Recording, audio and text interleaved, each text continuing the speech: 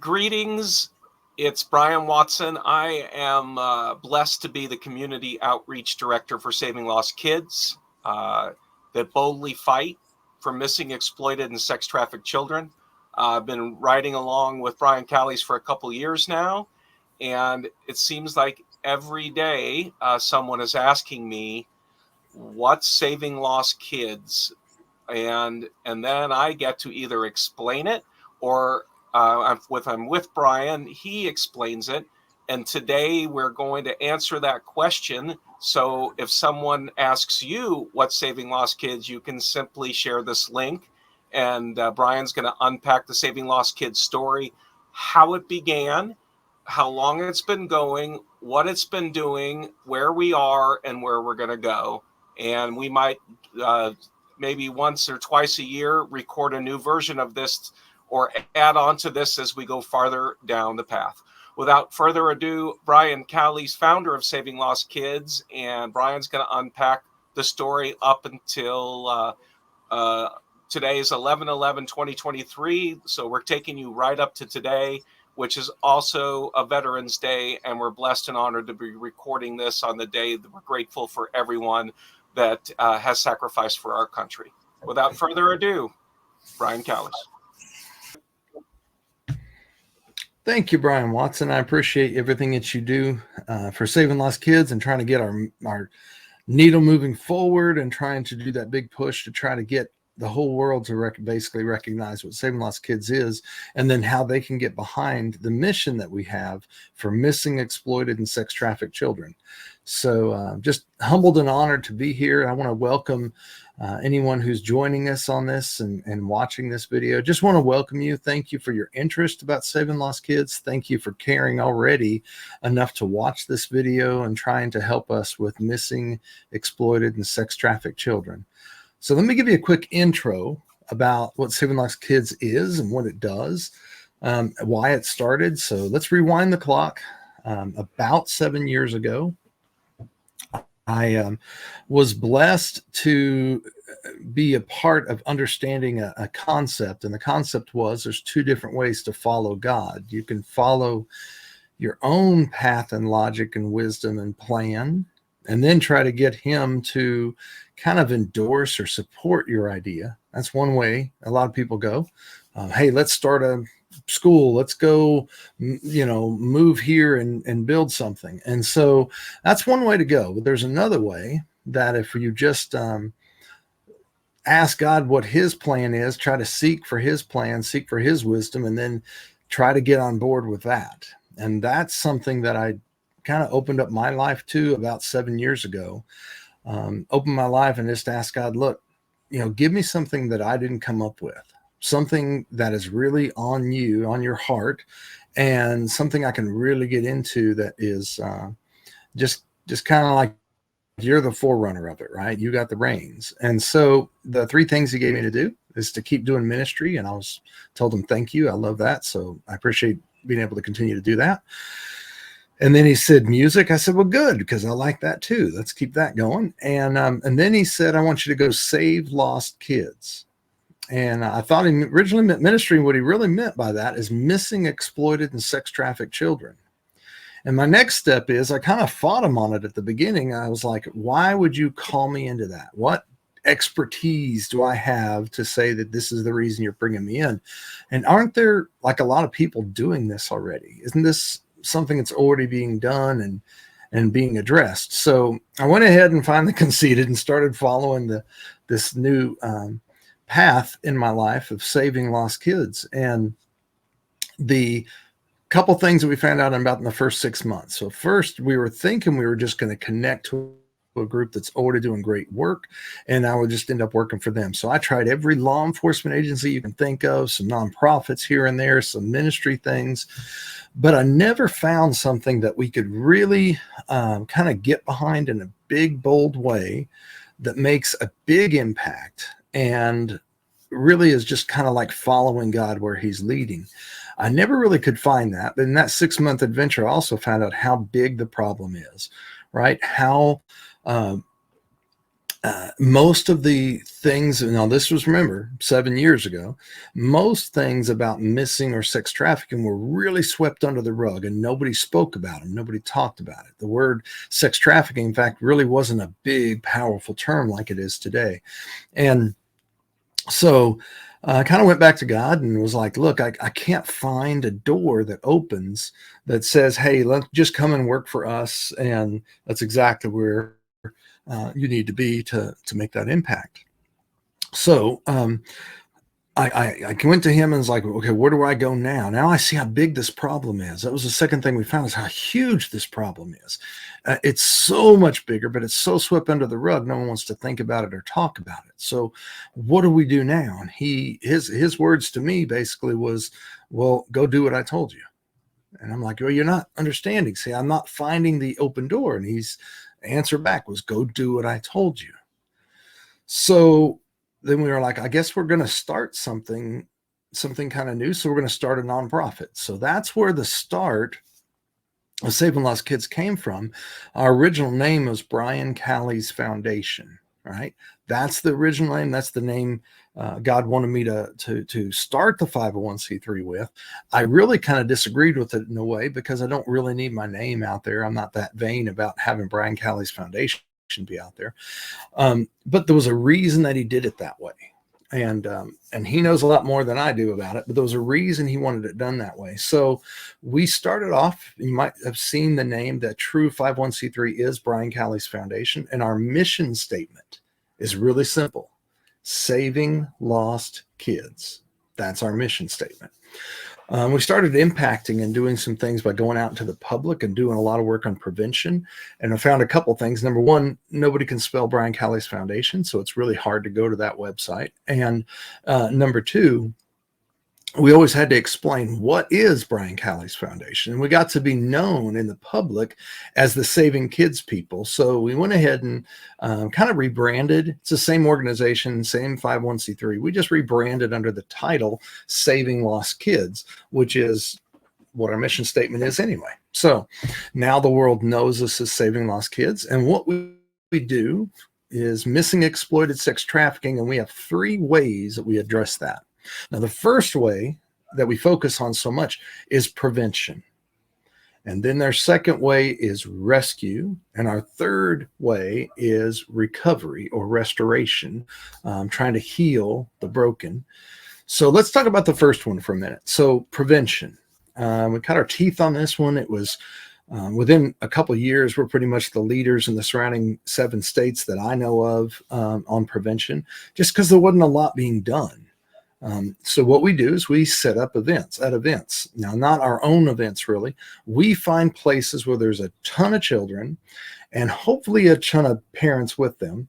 And we try to impact the children as much as we can, and the parent as well. So what we'll do is if there's 50 or more, is kind of become our rule, hopefully 1,000, right? But 50 or more children, we set up, if it's an outside event, we'll set up tents. We've gotten pretty big, intentionally so. We've gotten up to 4 or 5 tents wide. We do that totally intentionally because the bigger impact we can do, the bigger spectacle we can do, the bigger we can make that impact into those kids' lives, because it draws them. And that's the goal, is to bring them to the table. So one of the things that we do, and we're known very well for, is our passports for safety. These are free child safety or teen safety IDs. So these safety IDs are not the take it home, feel good kits that you've seen. These are actual kits that have to be done on site. Everybody's trained on how to do this. So we have stations for each part of it. And we do everything from 10-point fingerprints, height and weight. We do scent detection or scent collection, DNA collection, professional photos, but we can do bite mark impression as well. Just a ton of great information of it, and they're given, all that is packaged up into what looks like a passport kind of thing, and a packet, and it's called the passport for safety. And then we give that information to the parent or the guardian, whoever's watching them. We give that to them. We don't keep databases or records. The point is that if a child goes missing, the parent or guardian has what we need to help find him right away. And so it's got just all kinds of great information packed into one location. And we ask that the parent keep that on them, not at home in a drawer, but in their purse or their car. That way, it's always on their mind about their child's safety. And if the child goes missing, they've got immediately what they need to find them. So now those are our public events. We set up all these tables, all this stuff. We have a ton of handouts in the middle. And the point is, so we're going to start on this side and start the IDs. Then we have a sea of information in the middle of handouts that kind of specific for each child's case, position, like what age they are, what situation they might be in. And then we finish up at the other end. And then at the very end, we're going to have a free table. So it's free toys, candy, gun locks. We're giving free gun locks, dental kits, anything like what we have for free. But here's the thing, on the child side, they can only get their gifts if they remember their safety points, if they remember and can repeat them back what they've learned. So remember, we said on one side we start, on the other side we end it. In the middle, what we do is a one-on-one with every child, and preferably with their parents. And so it almost always works out this way. The child gets about there, and then our goal is to try to find out their, what we call the safety disconnect. This is the area of, they would know this, this, and this, but they don't know this, right? And so what happens is the bad guys are going to be searching for a way they can exploit a child. We're trying to look for that same thing. Where would the bad guy be exploiting you? We're going to ask you that question. You're going to give us the wrong answer. That's what we're after, is to find that place where you'll give us the wrong answer. And then that freaks the parent out. Mama will get freaked out. And so it kind of works out like this. So, hey, Johnny, let me ask you this safety question. What would you do? So when Johnny answers it incorrectly, Mom now will say, hey, Johnny, don't say that. That's a terrible thing that's a terrible plan. And I'm like, oh, hold on, Mom. This is where Johnny's head's at. This is how they would be. So then now Mom's going to say, well, I need help with this, right? Because that's not the right answer. And I said, yeah, I know. So all those handouts that you missed, let's go back to them, and you need these three. And these three are going to help you get to the next stage of safety. So our goal is 2 steps closer to safety. And one of those is the ID, and the other step is that education and training part. And then that's kind of what we do on the prevention side. Then we also have a lot of seminars that we do. And I've given a lot of talks on sex trafficking, on missing, why missing and sex trafficking have something to do with each other, because a lot of people don't realize that. In fact, I'll even challenge you. I wonder if you know, because most people that we've ever met, 99% of the public does not know this. What's the number one reason why children go missing in the country? The number one reason why almost every child that went missing last year, still missing this year, are still missing. What was the thing that they did? And this is the reason why they're missing. So I'll give you the answer to that at the end. And I'm anxious to see what you might think is the right answer. So that's the first focus, what we do: prevention, schools, events, any of that kind of stuff. The second thing is search and rescue, sex trafficking rescue. So right now we are working with a sex trafficking rescue team and a search and rescue team for missing children. And so I have a couple ways that we do that. On the search and rescue side, we're now going to be introducing our new approach, which is to attack the issue at the beginning. So as soon as a child goes missing, we have Sheriff Bonner and all kinds of awesome law enforcement that really we try to help and assist and provide resources for and try to support. They do an amazing job, but they're maybe limited on their resources, or there's all kinds of things that we can do as a nonprofit to support and to help them. And so one of our biggest ones, it's kind of a newer thing that we're doing, is as soon as a child goes missing, they're going to take a report, the law enforcement will, and then they're going to hand them our cards so that we can be working with the parent at the beginning. And we have a new BOLO team, is what we're calling it. And the BOLO team is really cool. BOLO means be on the lookout for. So when a child goes missing, we're going to now have 100-person team. And that 100-person team will be able to be called and say, hey, we need you to come down, help pass out flyers, how to, talk to business owners, find out if anybody's seen the child, things like that. as we're coming up with that. We have a new RV that's going to help us with that. So that's going to become our command center RV with big flat screens on the outside of it. That's going to say, have you seen this child? And that's going to be one of the most impactful things that we've done. We've played that out once and assisted law enforcement. We ended up recovering a child within 24 hours. And so that seems like that's going to be an awesome adventure. We also work with a team, another team called USISB. And what that team does is helps to recover girls who have been caught up in child sex trafficking. And so we'll do another video and explaining and unpacking what that means. But working with that team and with law enforcement in general, we've recovered a lot of children so far. In fact, 11 children last year that USISB kind of did alone.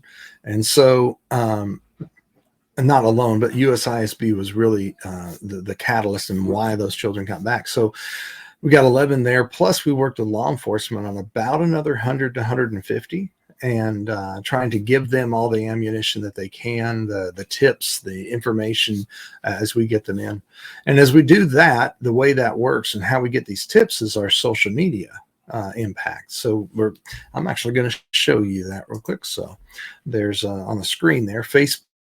If you're a Facebook person, if you check us out, Saving Lost Kids, you'll see a ton of missing children that are pretty much missing in the last, say, year, within the last year. And when we put that out, we end up getting a lot of anonymous tips out of that. And those tips really help us to identify, find, locate these children, and then get them recovered. And so whether we have to kind of do that through the USISB team or we're working with law enforcement and getting them recovered, it's a huge avenue. So think about that, though. That was just us working on 11 children recovered last year, and we're at about number 7 this year. And so just think about that. Now, what do you do with these children after you recover them? All right?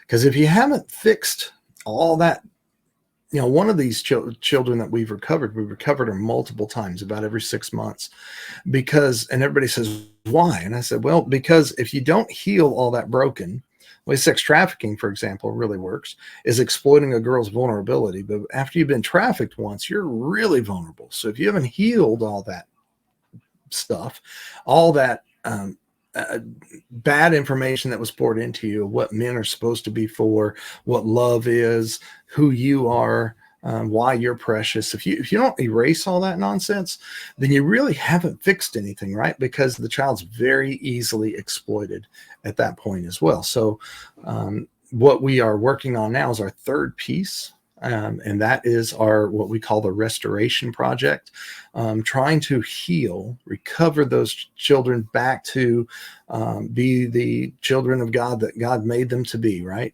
And so how do we accomplish that? Well, we have a couple plans. One of our big goal, the big plan is in the future plan is to have a ranch that is going to be the first one of the biggest ones, the first ones of its kind, at least in Tennessee and Mississippi. But beyond that, it's around the Mid-South that I know of. It's the first one that is going to be one of the largest, if not the largest in America. And the concept is about 300 to 500 acres. We'll have 10 homes on the first phase, another 10 homes on the second phase. And these homes are Christian homes for children who need a chance. Yes, we have to have the term Christian in there because we believe that you really can't heal the heart without the healer. So Christian homes for children who need a chance. And what we're doing is the dedicated house parents, Christian house parents, they've been house parents before, have a great track record, and we pay them to be house parents. And then we supply them with like maybe 3 girls, 4 girls, maybe 5 if we can support that. Where they're basically acting like parents. They don't have to adopt them. It's not foster care. We're talking about private placement.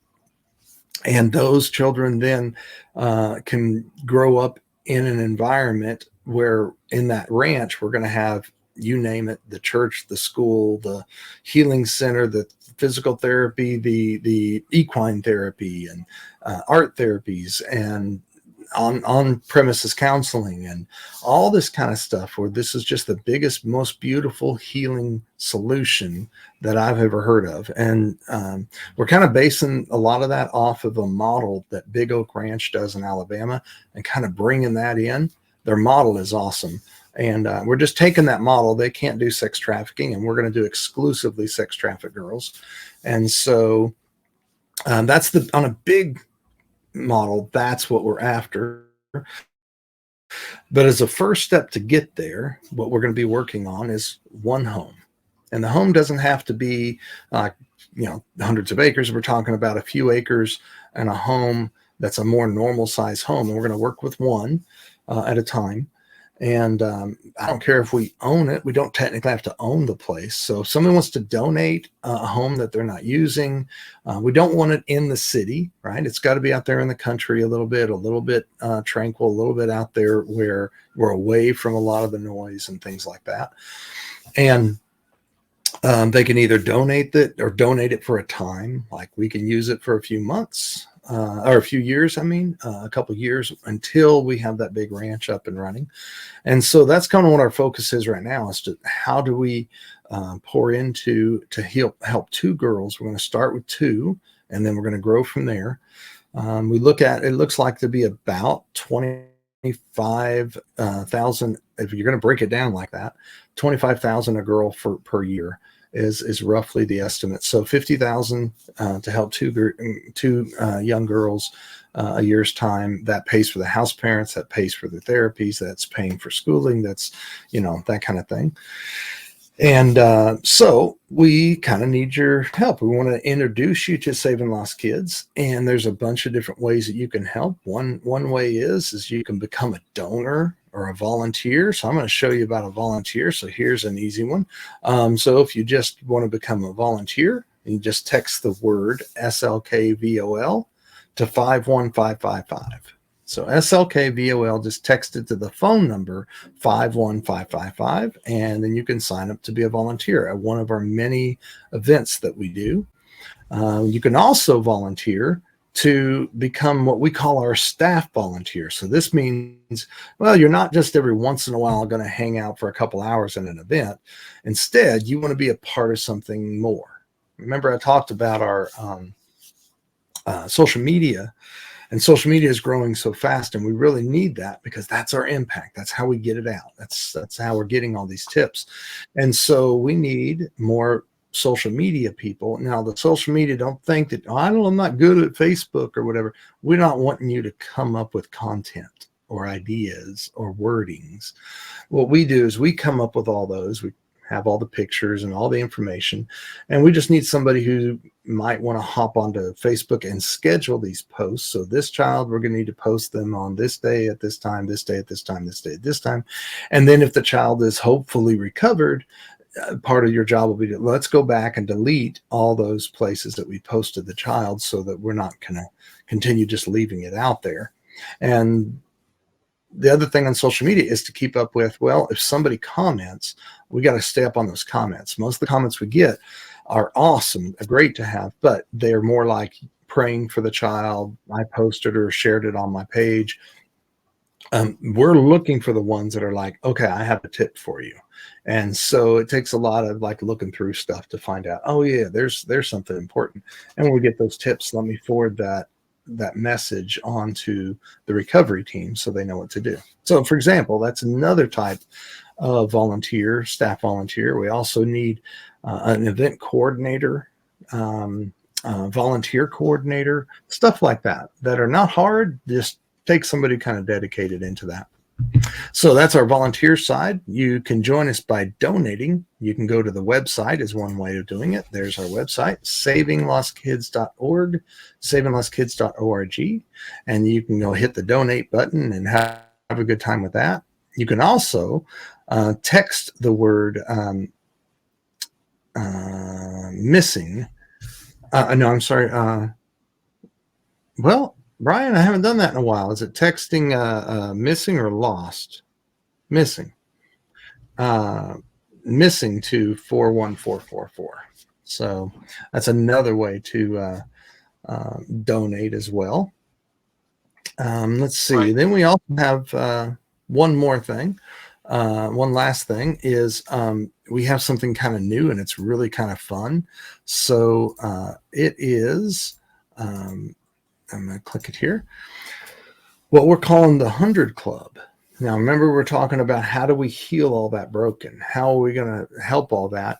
And we talked about it being about $50,000 to help 2 children. And so we have a new club. It's called the 100 Club. And if you text the word, I know it's a long word, but TN for Tennessee, because we're going to start it in Tennessee, but we're also building one in Mississippi. But if you put TN100CLUB, so TN 100 Club to 41444, then you too can become one of the 100 Clubs. So what is that? That means 100 people that will be willing to donate $500 a year. It's just $500. That's not over a huge amount, but it's so cool that if you take that 500 and you multiply that 100 times, so find 100 people, we'll have the first 50,000 that we need to help heal the 2 girls. So we want you to be a part of a true healing of these children, and we're going to start off with 2. And so the 100 Club, the funds go exclusively just helping heal girls that are recovering from child sex trafficking. Everybody always asks me about what about the boys? Let's get the girls ranch open first, because there's a much, much more bigger need for that right this minute, because we've got a lot more girls that are been recovered than boys. But the second thing we're going to do after that is we'll have a boys ranch after we get the girls ranch up, and we're going to probably get one in Tennessee and in Mississippi. One's good. I don't know which one's going to be first, but we thought Tennessee, but we don't really care. So if you know of anybody that has land or hopefully a house that they're not using, please talk to them, see if they'll be considered to donate one to our mission. They can donate the use of it, or they can actually donate the house to us and help us to accomplish this goal of pushing the needle back on child sex trafficking, pushing the needle back on missing and exploited children. So just wanted to thank you all so much for joining and learning a little bit about Saving Lost Kids and the adventure of what we do and why we do what we do. And we'd be happy to talk to you and help you to learn more and get connected. So it's great when people say, can you guys look what they are doing? And what we're trying to do that is change that, instead of looking what they are doing, to look what we are doing. So we welcome you. We want you to be a part of this project. So Bryan, I'm not going to let you end until I add 2 crucial parts of our mission as well. Okay. So there's 2 things that we're also doing. Please, if you're anywhere in Tennessee, we need you to get missing kid text alerts. And what happens is when you text the word lost to phone number 51555, and that will be in the description as well, you'll be the first ones to know when the news kids go missing. My number 1 question, well, isn't that an Amber Alert? And the answer is no. Amber Alerts are specifically designed normally when a child is missing because the parent that didn't have custody decided to take the child. Normally always a domestic dispute related to Amber Alerts. These kids normally will never be on an Amber Alert, and most people don't know they're missing. So please text the word lost to 51555. And the SavingLostKids.net site, that really has to do with our safety net, and that has to do with more of the rescue side and awareness of what kids are missing. So that's extremely important. And there's another program we're working on to pair up with places of worship, where we're going to be asking places of worship to pray for one missing child at a time as a community. We can call it Adopt a Missing Child, or it's really praying for the missing child. It's praying for the missing child's parents and relatives, and also the church can help in the terrible event the child finds up we find them deceased, to really pray for the grieving family of that, along with the grief that goes along with your child missing every day. So we'll add more information at the bottom of that as well. But if you are a pastor or a church that wants to be involved with the prayerful connection to these children, reach out to us as well. Yeah, that's and it for I me, love Bryan. that. Thank you, Brian. Thank you, Brian. And so, adopt a missing child. Remember, you're not really adopting, right? What you're going to do is you're going to take that image, that picture, that focus of a missing child, and you are going to make that kind of your own by putting it on the church bulletin, the TVs. You can put it on a T-shirt. You can do.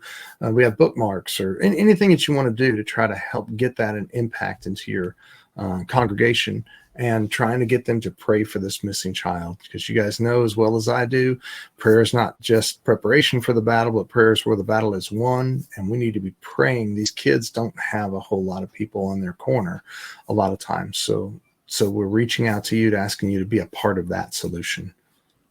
So here's your homework. If you're watching this video, we'd like you to really pray on who do you believe that needs to hear this story. Well, I know someone with land. I know a pastor. I know someone that is very passionate about children, and especially missing, exploited, and sex trafficked children. So we've gone to the effort to make this video so you can share the story effortlessly. So so there you go. You'll have the link. You'll have the description. And now you can help us tell our story and spread the word and help us with the ripple effect that we need for these children. Wonderful. Well, thank you, Brian. I appreciate everything, buddy, that you did. I want to thank you for watching and being a part of this journey with us. And so we welcome you to it. Please say a prayer for us. Say a prayer for the kids. And let's see if we can go together, save as many children as possible that are either missing, exploited, sex trafficking. Let's go save some kids together. Thank you so much. You have a wonderful day.